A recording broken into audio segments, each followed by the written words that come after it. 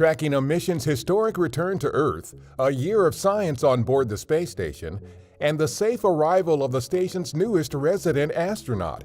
A few of the stories to tell you about this week at NASA. The return to Earth of OSIRIS-REx, our first ever asteroid sample return mission, is nearly complete.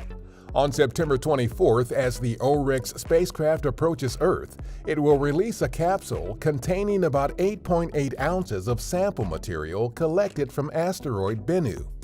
Following a parachute-assisted landing in the Utah desert, the capsule will be retrieved and eventually shipped to our Johnson Space Center for examination in a pristine curation facility. The sample will be unveiled during a live televised NASA news conference on October 11th. September 21st marked a full year in space for NASA astronaut Frank Rubio.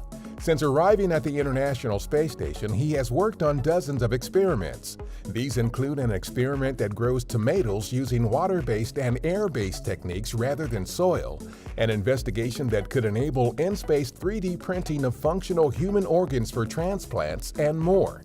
Rubio is scheduled to return to Earth on September 27th after a U.S. record 371 days in space. On September 15th, NASA astronaut Laurel O'Hara and 2 cosmonauts safely arrived at the space station, increasing the number of residents aboard the station to 10. This 6-month stay on the orbital outpost is O'Hara's first spaceflight. In celebration of Hispanic Heritage Month, we are releasing new content for Universo Curioso de la NASA, the agency's first Spanish-language podcast.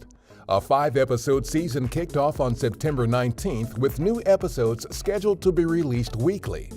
For more about Universo Curioso de la NASA and other NASA podcasts, visit nasa.gov/podcasts. That's what's up this week at NASA. For more on these and other stories, follow us on the web at nasa.gov/twan.